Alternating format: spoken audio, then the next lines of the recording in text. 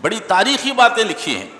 ابو عبیدہ بن جراح نے کہا کہ میں ایک ایسی فوج کو لے کر کے آیا ہوں جو موت سے اتنی ہی محبت کرتی ہے، کس سے؟ موت سے اتنی ہی محبت کرتی ہے جتنا تم شراب سے اور خنزیر کے گوشت سے محبت کرتے ہو۔ اور سنو، اللہ کی قسم، میں اس وقت تک یہاں سے پلٹ کر نہیں جاؤں گا جب تک کہ میں تمہیں قتل نہ کر دوں اور تمہارے بچوں کو قیدی نہ بنا لوں، اور جب تک میں بیت المقدس کو فتح نہ کر لوں اس وقت تک اللہ کی قسم واپس نہیں ہوں۔ اللہ اکبر۔ حضرت عمر رضی اللہ تعالیٰ عنہ نے کیا جواب دیا؟ فرمایا، ابو عبیدہ، اگر یہ بات تمہاری جگہ کسی اور نے کہی ہوتی تو عمر کا کوڑا ہوتا اور اس کی پیٹھ ہوتی۔ اور ابو عبیدہ سنو، ہم ذلیل قوم تھے، ہماری کوئی حقیقت نہیں تھی، اللہ نے اسلام کے ذریعے ہم کو عزت عطا فرمائی، اگر ہم اسلام کو چھوڑ کر کسی دوسرے طریقے سے عزت کو حاصل کرنا چاہیں گے اللہ ہم کو ذلیل کر دے گا۔ اللہ اکبر۔ میں جس لباس میں آیا ہوں اسی لباس میں پہنچوں گا، جس حالت میں آیا ہوں اسی حالت پر میں وہاں پر پہنچوں۔ ایسا کریں گے، ایک منزل تک میں اونٹ پر سوار رہوں گا، تم اونٹ کی نکیل پکڑ کر چلتے رہو گے، اور دوسری جب منزل آئے گی تو پھر میں اونٹ سے اتر جاؤں گا، تم اونٹ پر بیٹھو گے، میں نکیل پکڑ کر چلوں گا۔ اللہ اکبر۔ یہ کون کہہ رہا ہے؟ وقت کا امیر المومنین۔ ہمارے امیروں کو ان سے نصیحت حاصل کرنے کی ضرورت ہے، ہمارے بڑوں کو اس سے نصیحت حاصل کرنے کی ضرورت ہے۔ اس نے کہا، غلام نے، امیر المومنین، یہ کیسے ہو سکتا ہے کہ میں اونٹ پر سوار ہوں اور آپ اس کی نکیل پکڑ کر چلیں؟ کیسے ہو سکتا ہے؟ عمر نے کہا کہ انصاف کا یہی تقاضا۔ الحمدللہ نحمده ونستعینه ونستغفر ونعوذ باللہ من شرور انفسنا ومن سیئات اعمالنا من يهده الله فلا مضل له ومن يضلل فلا هادي له واشهد ان لا اله الا الله وحده لا شريك له واشهد ان محمدا عبده ورسوله ارسله بالحق بشيرا ونذيرا اما بعد فان خير الحديث كتاب الله وخير الهدي هدي محمد صلى الله عليه وسلم وشر الأمور محدثاتها وكل محدثة بدعة وكل بدعة ضلالة وكل ضلالة في النار فأعوذ بالله السميع العليم من الشيطان الرجيم بسم الله الرحمن الرحيم خاف والقرآن المجيد بل عجبوا أن جاءهم منذر منهم فقال الكافرون هذا شيء عجيب أئذا متنا وكنا ترابا ذلك رجع بعيد قد علمنا ما تنقص الأرض منهم وعندنا كتاب حفيظ بل كذبوا بالحق لما جاءهم فهم في أمر مريج أفلم ينظروا إلى السماء فوقهم كيف بنيناها وزيناها وما لها من فروج والأرض مددناها وألقينا فيها رواسي وأنبتنا فيها من كل زوج بهيج تبصرة وذكرى لكل عبد منيب ونزلنا من السماء ماء مباركا فأنبتنا به جنات وحب الحصيد والنخل باسقات لها طلع نزيد رزقا للعباد وأحيينا به بلدة ميتا كذلك الخروج قال الله تبارك وتعالى في موضع آخر بسم الله الرحمن الرحيم فاذهب أنت وربك فقاتلا إنا هاهنا قاعدون۔ تمام قسم کی تعریفیں، حمد و ثنا، کبریائی اور بڑائی اسی اللہ وحدہ لا شریک کے لیے لائق اور زیبا ہے جو تمام جہانوں کا مربی و پالنہار ہے۔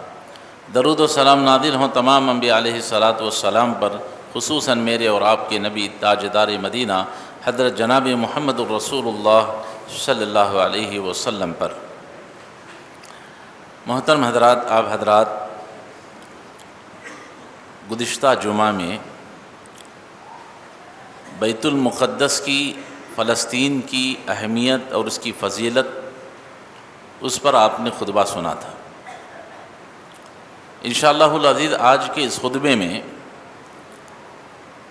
بیت المقدس کی تاریخ آپ حضرات کے سامنے میں پیش کرنے کی کوشش کروں گا، قرآن اور حدیث کی روشنی میں۔ اللہ رب العالمین سے دعا ہے اللہ تعالی ہم سب کو اس تاریخ کے عبرت اور نصیحت حاصل کرنے کی توفیق عطا فرمائے، آمین۔ پچھلے جمعہ میں آپ حضرات کے سامنے نبی کریم صلی اللہ علیہ وسلم کی ایک حدیث کو میں نے پیش کیا تھا۔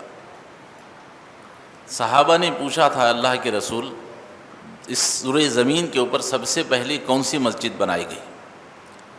تو اللہ کے رسول صلی اللہ علیہ وسلم نے فرمایا مسجد حرام کعبۃ اللہ۔ پھر صحابہ نے دوسرا سوال کیا تھا کہ اس کے بعد پھر دوسری کون سی مسجد بنائے گی؟ تو آپ نے فرمایا مسجد اقصی۔ پھر صحابہ نے تیسرا سوال کیا کہ اللہ کے رسول ان دونوں مسجدوں کے درمیان میں کتنے دنوں کا فاصلہ ہے؟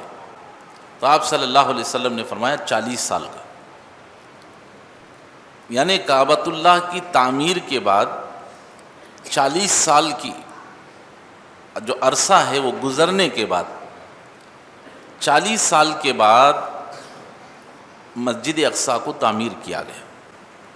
اب یہاں سے میں تاریخ شروع کر رہا ہوں، بڑی توجہ کے ساتھ آپ حضرات سنیں، کیونکہ بار بار یہ تاریخیں دہرائی نہیں جاتی، کبھی کبھار مواقع سے بیان ہو جاتی ہیں۔ اللہ تعالی ہمارے علم کے اندر، عمل کے اندر اللہ تعالی اضافہ فرمائے، آمین۔ ابن کثیر رحمۃ اللہ علیہ کہتے ہیں کہ مسجد اقصی کو اصل میں تعمیر کرنے والے حضرت یعقوب علیہ السلام تھے۔ کون تھے؟ حضرت یعقوب علیہ السلام۔ یہ کون ہے؟ یعقوب علیہ السلام ان کے بیٹے، یہ ابراہیم علیہ السلام کے پوترے ہیں۔ ابراہیم علیہ السلام کے بیٹے اسحاق علیہ السلام کے بیٹے یعقوب علیہ السلام، یعقوب علیہ السلام کے بیٹے یوسف علیہ السلام، بہرحال ایک سلسلہ ہے۔ تو یعقوب علیہ السلام نے اس مسجد اقصی کی تعمیر کی، سب سے پہلے انہوں نے اس کی بنیاد رکھی۔ پھر اس کے بعد حضرت سلیمان علیہ السلام نے اس کو تعمیر جدید کی، نئے طریقے سے آپ نے اس مسجد کی تعمیر فرمائی۔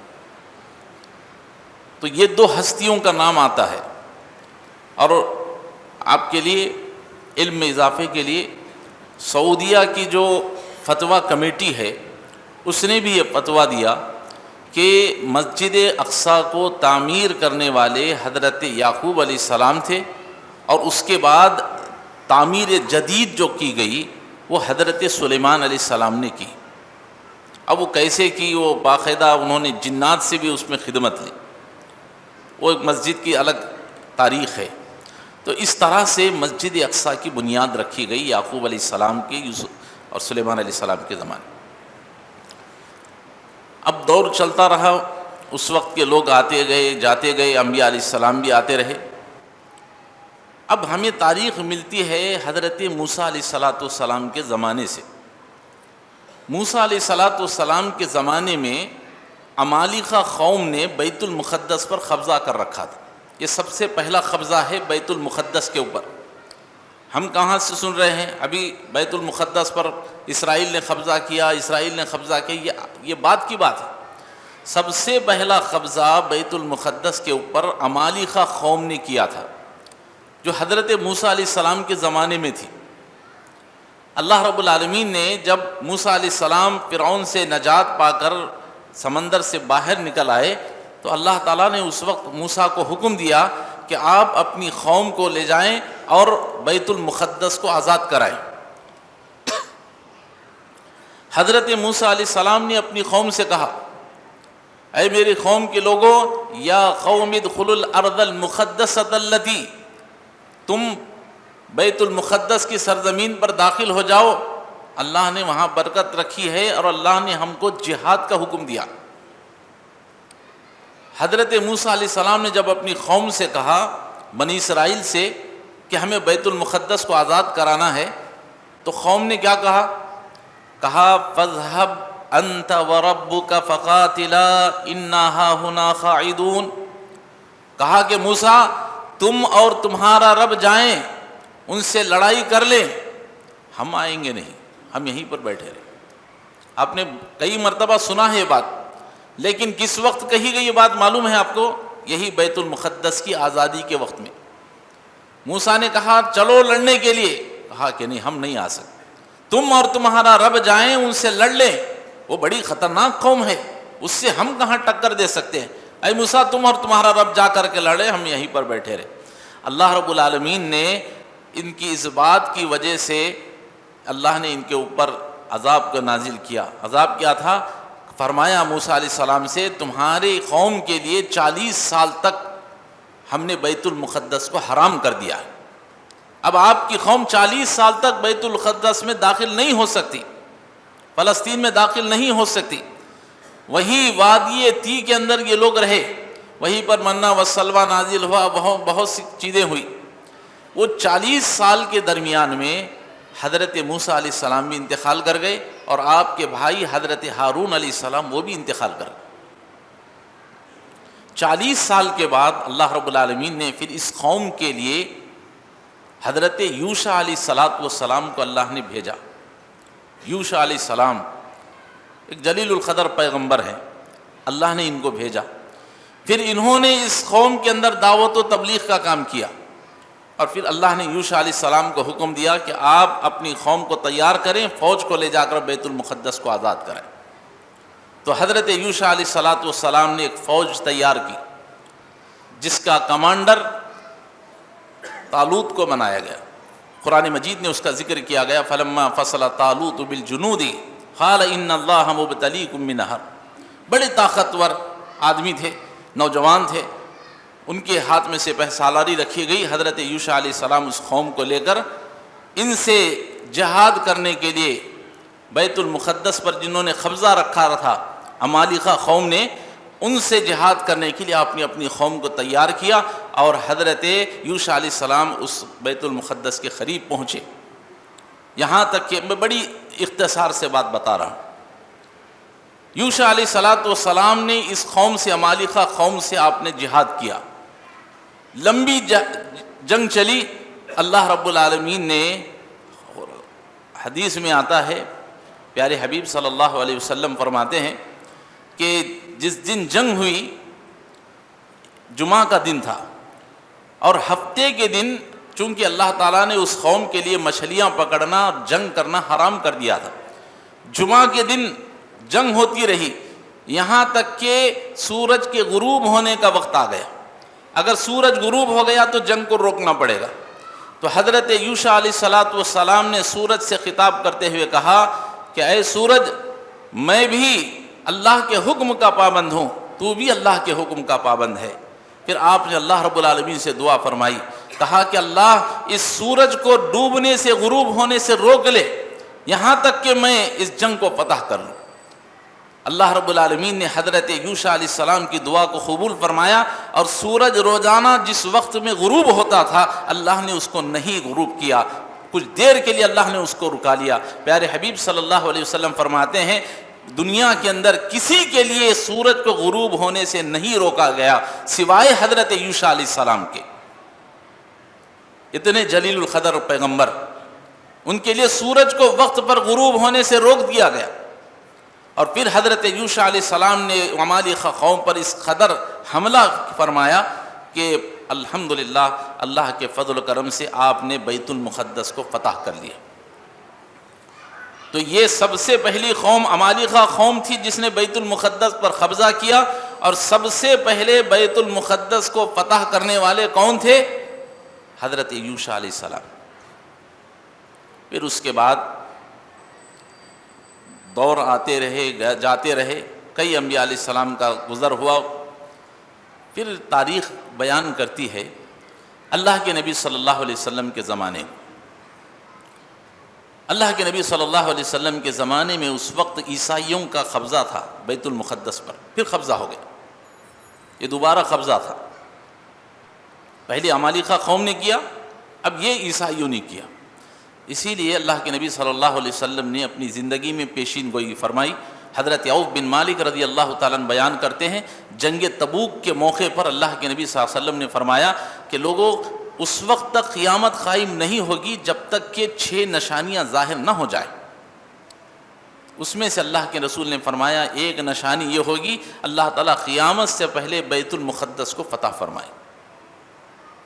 مطلب یہ ہے کہ اس وقت آلریڈی قبضہ ہو چکا تھا، چونکہ رسول اللہ صلی اللہ علیہ وسلم کی جو فوج تھی اتنی تیار نہیں تھی، اتنی بڑی جماعت نہیں تھی کہ ان سے جا کر کے لڑ سکے۔ بہرحال اللہ کے نبی صلی اللہ علیہ وسلم نے پیشین گوئی فرمائی، اللہ کے نبی صلی اللہ علیہ وسلم کا دور ختم ہو گیا اور آپ صلی اللہ علیہ وسلم دنیا سے رخصت فرما گئے۔ پھر اس کے بعد حضرت ابوبکر رضی اللہ تعالیٰ عنہ کی خلافت آئی، حضرت ابوبکر رضی اللہ تعالیٰ عنہ دنیا سے رخصت ہو گئے۔ پھر اس کے بعد حضرت عمر رضی اللہ تعالیٰ عنہ کی خلافت کا دور آیا۔ آپ نے بڑے بڑے ملکوں کو فتح کر دیا، کیا ایران، کیا عراق، کیا فارس، کیا بڑے بڑے شہر۔ حضرت عمر رضی اللہ تعالیٰ نے بڑے بڑے ملکوں کو آپ نے فتح فرمایا، لیکن آپ کے اندر ایک خواہش تھی۔ اللہ کے نبی نے پیشین گوئی فرمائی ہے کہ قیامت کے قریب بیت المقدس فتح ہوگا اور اس وقت عیسائیوں کا اس پر قبضہ ہے، تو حضرت عمر رضی اللہ تعالیٰ عنہ نے اپنا اس جو خواہش تھی اس کا اظہار آپ نے حضرت ابو عبیدہ بن جراح رضی اللہ تعالیٰ عنہ سے فرمایا۔ وہ اس وقت لشکر کے کمانڈر تھے، سپاہ سالار تھے۔ آپ نے حضرت ابو عبیدہ بن جراح رضی اللہ تعالیٰ عنہ کو حکم دیا کہ وہ جائیں اپنی فوج کو لے کر اور جا کر کے بیت المقدس کو آزاد کرائیں۔ حضرت ابو عبیدہ بن جراح رضی اللہ تعالیٰ عنہ حضرت عمر رضی اللہ تعالیٰ عنہ کا حکم کو سن کر 5000 کا لشکر لے کر آپ بیت المقدس کی طرف روانہ ہوئے۔ تاریخ کو بڑی گہرائی ہے کہ سنیے گا، یہ بڑا دلچسپ واقعہ ہے۔ حضرت ابو عبیدہ رضی اللہ تعالیٰ عنہ 5000 کا لشکر لے کر فلسطین کی طرف جاتے ہیں۔ فلسطین سے پہلے ایک چھوٹا سا شہر ہے اردن، آپ نے وہاں پر قیام کیا پورے لشکر کے ساتھ۔ وہاں کے عیسائیوں کو جو پادری ہیں، جو فاسٹرز ہیں بیت المقدس کے، ان کو آپ نے خط لکھا کہ دیکھو میں ابو عبیدہ بن جراح رضی اللہ تعالیٰ عنہ اور میں لشکر کو لے کر آیا ہوا ہوں حضرت عمر رضی اللہ تعالیٰ عنہ کے حکم سے، اور میں تم سے جنگ کرنے کے لیے آیا۔ سلامتی ہے اس شخص کے لیے جس نے اللہ اور اس کے رسول کا کلمہ پڑھ لیا، لا الہ الا اللہ محمد الرسول اللہ، جس شخص نے پڑھ لیا اس کے لیے سلامتی ہے۔ پھر آپ نے خط میں لکھا کہ میں تمہارے سامنے 3 شرطیں رکھ رہا ہوں۔ پہلی شرط یہ ہے کہ اگر تم نے کلمہ پڑھ لیا لا الہ الا اللہ محمد رسول اللہ صلی اللہ علیہ وسلم، تو پھر تمہاری جان، تمہارا مال، تمہاری اولاد سب ہم پر حرام ہے، تم ہمارے بھائی بن جاؤ۔ پہلے اسلام کی دعوت پیش کی گئی، جنگ نہیں ہوئی، پہلے اسلام کی دعوت پیش کی گئی۔ دوسری شرط یہ ہے اگر تم نے اسلام کو قبول کرنے سے انکار کر دیا، اگر اس ملک میں تم رہنا چاہتے ہو تو پھر تم کو جزیہ ادا کرنا پڑے گا، ٹیکس ادا کرنا پڑے گا، اگر تم اس ملک میں رہنا چاہتے ہو۔ تو یہ دوسری شرط۔ اگر تم نے ایمان بھی قبول نہیں کیا اور جزیہ بھی دینے سے، ٹیکس دینے سے بھی انکار کر دیا، تو پھر اب تم ہم سے لڑنے کے لیے تیار ہو جاؤ۔ پھر آپ نے خط میں لکھا کہ میں ایک ایسی فوج کو لے کر کے آیا ہوں۔ بڑی تاریخی باتیں لکھی ہیں۔ ابو عبیدہ بن جراح نے کہا کہ میں ایک ایسی فوج کو لے کر کے آیا ہوں جو موت سے اتنی ہی محبت کرتی ہے، کس سے؟ موت سے اتنی ہی محبت کرتی ہے جتنا تم شراب سے اور خنزیر کے گوشت سے محبت کرتے ہو۔ عیسائی شراب سے اور خنزیر کے گوشت سے بڑی محبت کرتے۔ فرمایا کہ میری فوج وہ ہے جو موت سے اتنی محبت کرتی ہے جتنا تم شراب سے اور خنزیر کے گوشت سے محبت کرتے ہو۔ اور سنو، اللہ کی قسم، میں اس وقت تک یہاں سے پلٹ کر نہیں جاؤں گا جب تک کہ میں تمہیں قتل نہ کر دوں اور تمہارے بچوں کو قیدی نہ بنا لوں، اور جب تک میں بیت المقدس کو فتح نہ کر لوں اس وقت تک اللہ کی قسم واپس نہیں ہوں۔ خط میں آپ نے صاف واضح کر دیا۔ اس کے بعد حضرت ابو عبیدہ بن جراح رضی اللہ تعالیٰ عنہ نے اپنی فوج کو آگے بڑھایا اور پوری چاروں طرف سے بیت المقدس کا گھیرا کر لیا گیا، محاصرہ کر لیا گیا۔ 40 دن تک بیت المقدس کا محاصرہ رہا۔ عیسائیوں کو سمجھنے نہیں آ رہا کیا کریں، مجال نہیں کہ جا کر فوج سے لڑ سکیں۔ اس دنیا کے اندر اگر کوئی بہادر قوم گزری ہے تو مسلمان، لیکن آج سب سے بزدل قوم اگر کوئی آج نظر آتی ہے تو وہ مسلمان۔ عیسائیوں کے اندر ہمت نہیں ہوئی 5000 کے لشکر سے ٹکرا سکے، حالانکہ ان کے پاس ہزاروں کی تعداد میں لوگ موجود تھے۔ آخر کار ان پادریوں نے حضرت ابو عبیدہ رضی اللہ تعالیٰ عنہ سے ایک بات کہی، کہا کہ ہم تم سے بات کرنے کے لیے تیار ہیں، صلح کرنے کے لیے تیار ہیں، ہم جنگ نہیں چاہتے، صلح کرنے کے لیے تیار ہیں، لیکن ہماری ایک شرط ہے۔ شرط کیا ہے؟ کہ تمہارے مسلمانوں کا امیر المؤمنین حضرت عمر رضی اللہ تعالیٰ عنہ خود ہم سے آ کر بات کریں گے تو ہم ان سے صلح کرنے کے لیے تیار، اس وقت تک ہم تیار ہیں۔ حضرت ابو عبیدہ رضی اللہ تعالیٰ عنہ نے حضرت عمر رضی اللہ تعالیٰ عنہ کو خط لکھا کہ لوگ شرط رکھے ہیں کہ آپ خود آ کر کے ان سے بات کریں۔ حضرت عمر رضی اللہ تعالیٰ عنہ نے کہا ٹھیک ہے، میں آنے کے لیے تیار ہوں۔ اب پورے فلسطین کے اندر بیت المقدس کے جو پادری ہیں، جو عیسائی ہیں، سب حضرت عمر کے آنے کا انتظار کریں۔ پتہ نہیں کتنی بڑی لشکر لے کر کے آئیں گے، کتنی بڑی فوج لے کر کے آئیں، کس ٹھاٹ اور باٹ سے آئیں گے، چونکہ انہوں نے رومیوں کو دیکھ رکھا تھا۔ روم کی قوم بڑی طاقتور اور بڑے شاہانہ زندگی گزارنے والے، ان کے ذہن میں ایسا ہی تھا کہ وہاں کا جو بادشاہ ہوگا شاید مسلمانوں کا بادشاہ بھی ایسے ہی آئے۔ لیکن قربان جائیے حضرت عمر رضی اللہ تعالیٰ عنہ پر، آپ نے ارادہ کر لیا، تاریخ بیان کرتی ہے، آپ نے ایک اونٹنی کو تیار کر لیا، ایک اونٹ کو تیار کر لیا، ایک تھیلے میں ستو، ایک تھیلے میں کھجور اور ایک پانی کا مشکیزہ اونٹ پر لگا دیا۔ اور اونٹ پر بیٹھنے کی ایک ہی گنجائش ہے، دو آدمی نہیں بیٹھ سکتے۔ آپ نے اپنے ساتھ ایک غلام کو لے لیا اور کہا کہ دیکھو راستہ بڑا لمبا ہے، ہمیں اتنا راستہ طے کرنا ہے، تو اب ایسا نہیں کہ میں ہی اکیلا اونٹ پر بیٹھ کر رہوں گا، تم اونٹ کی مہار پکڑ کر کے، نکیل پکڑ کر کے چلتے رہو، ایسا نہیں ہے۔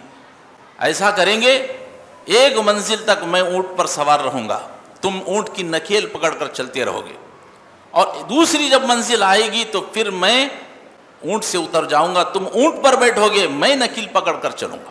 اللہ اکبر! یہ کون کہہ رہا ہے؟ وقت کا امیر المومنین۔ ہمارے امیروں کو ان سے نصیحت حاصل کرنے کی ضرورت ہے، ہمارے بڑوں کو اس سے نصیحت حاصل کرنے کی ضرورت ہے۔ اس نے کہا، غلام نے، امیر المومنین یہ کیسے ہو سکتا ہے کہ میں اونٹ پر سوار ہوں اور آپ اس کی نکیل پکڑ کر چلیں؟ کیسے ہو سکتا ہے؟ عمر نے کہا کہ انصاف کا یہی تقاضا ہے۔ سفر شروع ہو گیا، آپ وہی پرانے کپڑے پہن کر نکل پڑے، یہاں تک کہ بالکل فلسطین کے قریب پہنچ گئے۔ پورا گاؤں آپ کے استقبال کے لیے کھڑا ہے۔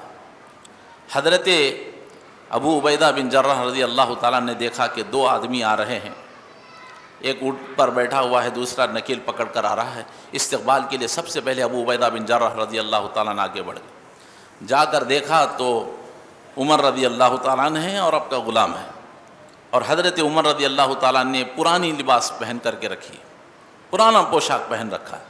حضرت ابو عبیدہ بن جراح رضی اللہ تعالیٰ عنہ نے عمر رضی اللہ تعالیٰ عنہ کو ایک قمیض دی، ایک پوشاک دیا کہ امیر المومنین آپ ان کے دربار میں جا رہے ہیں، آپ یہ لباس پرانا لباس ہے، اس پر پہبند لگے ہوئے ہیں، تاکے لگے ہوئے ہیں، پھٹا ہوا ہے، آپ اس کو پہن لیں، اگر آپ اس حالت میں جائیں گے تو لوگ کیا کہیں گے؟ ہم نہیں سوچتے ارے کیا پرانا ڈریس پہن لو یار، کیا سمجھیں گے لوگ؟ بڑا ہم مایوب سمجھتے ہیں پرانا لباس پہننے کو، پرانے ڈریس پہننے کو، پھٹے ہوئے کپڑے پہننا ہم اپنی شان کے خلاف سمجھتے ہیں۔ قربان جائیے صحابہ پر، کہا امیر المومنین آپ اس حالت میں جائیں گے تو لوگ کیا کہیں گے؟ اللہ اکبر! حضرت عمر رضی اللہ تعالیٰ عنہ نے کیا جواب دیا؟ فرمایا ابو عبیدہ اگر یہ بات تمہاری جگہ کسی اور نے کہی ہوتی تو عمر کا کوڑا ہوتا اور اس کی پیٹھ ہوتی، اور ابو عبیدہ سنو، ہم ذلیل قوم تھے، ہماری کوئی حقیقت نہیں تھی، اللہ نے اسلام کے ذریعے ہم کو عزت عطا فرمائی، اگر ہم اسلام کو چھوڑ کر کسی دوسرے طریقے سے عزت کو حاصل کرنا چاہیں گے اللہ ہم کو ذلیل کر دے گا۔ اللہ اکبر! میں جس لباس میں آیا ہوں اسی لباس میں پہنچوں گا، جس حالت میں آیا ہوں اسی حالت پر میں وہاں پر پہنچوں۔ اللہ اکبر! ابو عبیدہ کی مجال کہ عمر کے خلاف خاموش ہو گئے۔ حضرت عمر رضی اللہ تعالیٰ عنہ فلسطین میں داخل ہو گئے، بیت المقدس کے قریب پہنچے تو لوگ کھڑے ہیں، دیکھ رہے ہیں نہ کوئی لاہ ہے، نہ لشکر ہے، نہ کوئی فوج ہے، دو آدمی آ رہے ہیں۔ اب ان کو سمجھ میں نہیں آ رہا کہ اس میں امیر المومنین کون ہے۔ ایک شخص تو اوپر بیٹھا ہوا ہے، دوسرا نکیل پکڑ کر آیا ہوا ہے۔ لوگوں نے پوچھا کہ اس میں امیر المومنین عمر بن خطاب کون ہے؟ تو صحابہ نے کہا کہ جو اوپر بیٹھا ہوا شخص ہے وہ ان کا غلام ہے، اور جو نیچے ایک نکیل پکڑ کر آ رہا ہے وہ عمر رضی اللہ تعالیٰ عنہ۔ اتفاق سے بات یہ تھی کہ جب فلسطین میں داخل ہونے کی باری آئی تو اس وقت باری یہ تھی کہ غلام اوپر بیٹھے، امیر المومنین نیچے بیٹھے، نکیل پکڑ کر چلے۔ غلام نے کہا آقا فلسطین میں داخل ہو رہے ہیں، کہا کہ نہیں، یہ انصاف ہے، انصاف کا تقاضا یہی ہے کہ تم اوپر بیٹھے رہو گے اور میں نکیل پکڑ کر چلوں گا۔ وہی پرانا لباس پہن کر داخل ہوئے۔ بیت المقدس کے پادریوں نے جب آپ کا استقبال کیا، ملاقات کی، تو ان کے ہاتھوں میں جو کنجیاں تھیں، بغیر کسی شرط کے، بغیر کسی صلح کے حضرت عمر رضی اللہ تعالیٰ عنہ کے ہاتھ میں کنجیاں دے دی۔ اللہ اکبر۔ عمر نے کہا کیا بات ہے، ابھی بات بھی ختم نہیں ہوئی، شروع بھی نہیں ہوئی، تم میرے ہاتھ میں کنجیاں رکھ رہے ہو؟ تو جانتے ہو پادریوں نے کیا کہا؟ کہا امیر المومنین عمر، ہم نے اپنی مقدس کتاب میں پڑھا ہے، ہماری عیسائیوں کی کتاب میں بات لکھی ہوئی ہے کہ جو شخص اس بیت المقدس کو فتح کرے گا وہ پیدل چل کر آئے گا، اور اس کا غلام اونٹ پر سوار ہو کر آئے گا، اور اس کے کپڑے پر 17 پیوند لگے ہوئے ہوں، اور ہم دیکھتے ہیں کہ وہ صفت تمہارے اندر موجود ہے، جس کا تذکرہ ہماری کتاب میں کیا گیا ہے وہی تم ہو، اس لیے ہم بغیر کسی شرط کی کنجیاں ہاتھ میں۔ اللہ اکبر۔ حضرت عمر رضی اللہ تعالیٰ عنہ سجدے میں گر پڑے۔ اللہ نے بغیر کسی جنگ کے اللہ نے اس بیت المقدس کو فتح فرمایا۔ یہ ہمارے اسلاف نے تاریخ پیش کی ہے۔ تو اس طرح سے دوسری مرتبہ بیت المقدس فتح کیا ہو، پہلے حضرت یوشع علیہ السلام نے، اور دوسری مرتبہ حضرت عمر رضی اللہ تعالیٰ نے۔ پھر اس کے بعد دور چلتا رہا، کئی دور چلتے رہے، کئی لوگ آتے رہے، عہد عثمانی اور پتہ نہیں کون کون سے دور چلے۔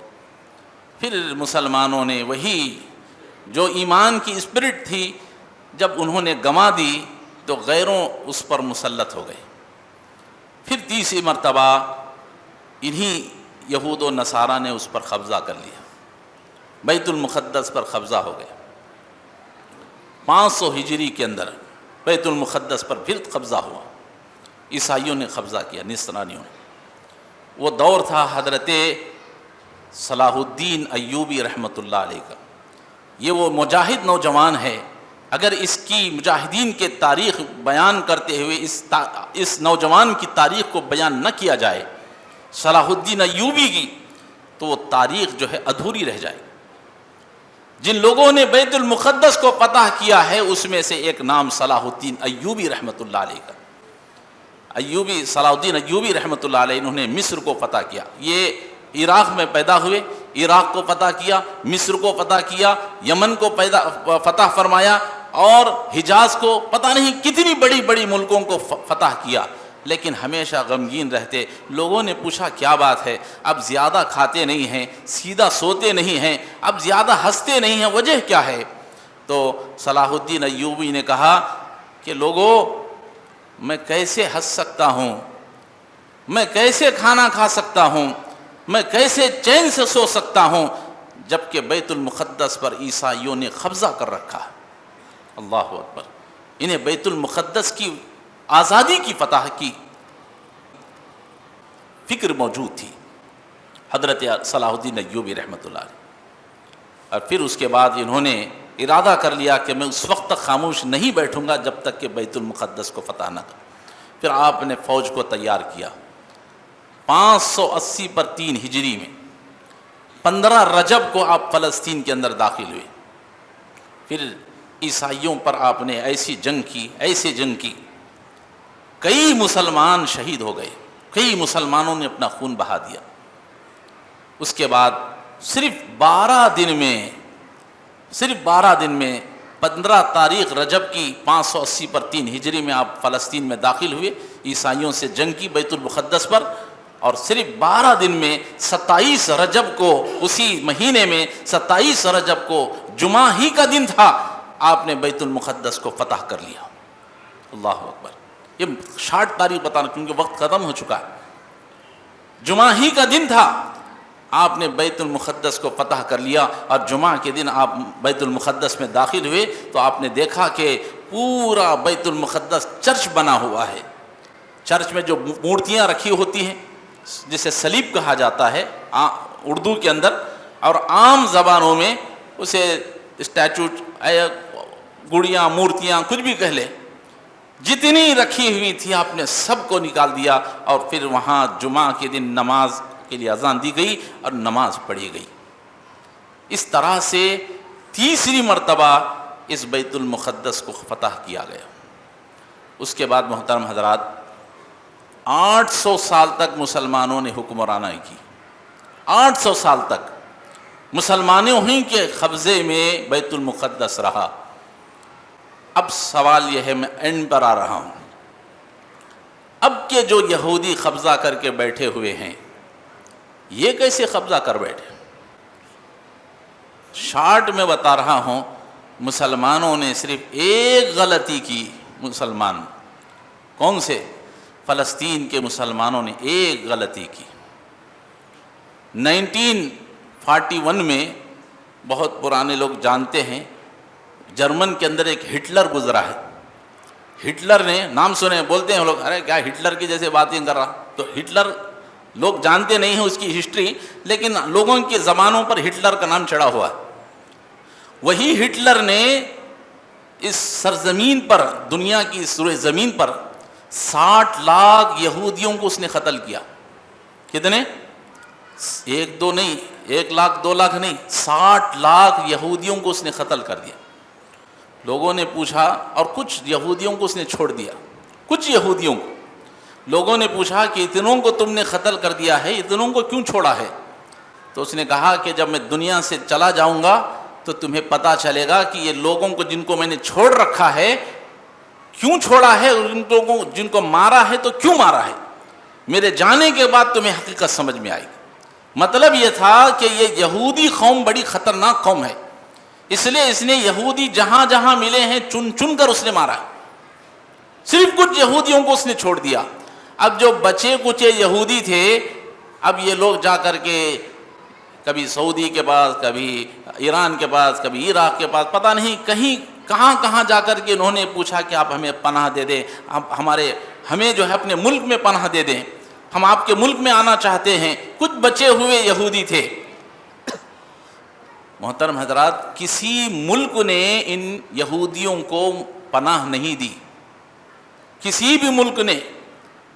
وہاں جب یہودیوں کو مارا گیا تو کچھ یہودی بچ گئے تھے، ہر ملک کے پاس جا کر عاجزی غریبی کرنے لگے کہ ہمیں آپ اپنے ملک میں پناہ دے دیں۔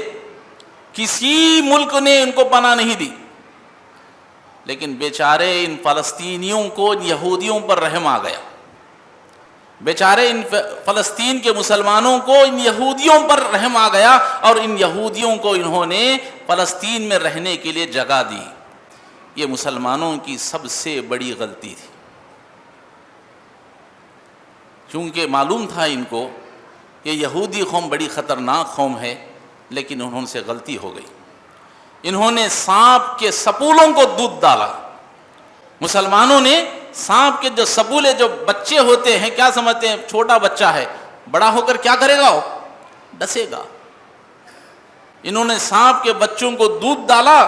اب وہ یہودی جو کچھ جماعت بن کر کے فلسطین میں پناہ گزین ہوئے تھے، انہوں نے 14 سال کے اندر ایسا کام کیا، فلسطین میں چند یہودیوں نے ایسا کام کیا 1948 کے اندر یہ فلسطین میں داخل ہوئے، 1962 میں انہوں نے بیت المقدس پر قبضہ کر لیا۔ اللہ اکبر۔ اسی لیے ایک شاعر کہتا ہے کہ لمحوں نے خطا کی، صدیوں نے سزا پائی۔ شاعر کیا کہتا ہے؟ لمحوں نے خطا کی، صدیوں نے سزا پائی۔ وہاں کے مسلمانوں نے ان پر رحم کیا، یہی مسلمان فلسطین کے مسلمانوں کی غلطی تھی۔ آج یہ یہودی تب سے لے کر آج تک 70 سال ہو گئے ہیں، انہوں نے بیت المقدس پر قبضہ کر رکھا ہے، اور پتہ نہیں کتنے مسلمانوں کو انہوں نے جام شہادت پلا دیا، کتنے لوگ آج مر رہے ہیں۔ صرف مسلمانوں کی اس وقت کی ایک چھوٹی سی بے وقوفی، ان کو پناہ دیا انہوں نے رحم کھا کر کے، لیکن اس غدار قوم نے، اس بے وفا قوم نے مسلمانوں کی آج حالت یہ کی ہے، لاکھوں کی تعداد میں آج مسلمان ختم ہو گئے ہیں۔ آج بھی، آج اس وقت بھی، آج کے دن بھی فلسطین کے اندر بمباری چل رہی۔ یہی شاعر کہتا ہے کہ لمحوں نے خطا کی، صدیوں نے سزا پائی۔ 70 سال سے مسلمان سزا بھگت رہے۔ یہودی اس طرح سے فلسطین کے اوپر قبضہ، یہ تاریخ ہے جو میں نے مختصر انداز میں آپ کے سامنے رکھی۔ اللہ رب العالمین سے دعا، اللہ تعالی ہم اس کو اس سے نصیحت حاصل کرنے کی توفیق عطا فرمائے۔ اور انشاءاللہ آئندہ کا جو جمعہ کا خطبہ ہوگا، یہودیوں کا اسلام کے ساتھ، یہودیوں کا مسلمانوں کے ساتھ دشمنی کی وجہ کیا ہے، انشاءاللہ اس پر بات ہوئی، چونکہ یہ لوگ داخل ہوئے ایک مجبور آدمی بن کر کے، لیکن حالت کیا کیا، آج پوری فلسطین پر قبضہ ہے۔ تو مسلمانوں کی چھوٹی سی غلطی، تو بہرحال وہ یہودیوں کی کیا کیا سازشیں ہیں، وہ مسلمانوں سے، اسلام سے کیوں دشمنی کرتے ہیں، اس کی پوری تفصیل انشاءاللہ آئندہ جمعہ میں رہے گی، اگر زندگی باقی رہی تو انشاءاللہ۔ اللہ رب العالمین سے دعا ہے اللہ تعالیٰ جو کچھ میں نے کہا ہے اسے یاد رکھنے کی یا اس سے نصیحت حاصل کرنے کی توفیق عطا فرمائے، آمین۔ وآخر دعوانا الحمدللہ رب العالمین۔ بارک اللہ لنا ولکم فی القرآن العظیم ونفعنا وإياكم بالآيات والذكر الحكيم إنه تعالى جواد كريم ملك بر عليم رب حليم۔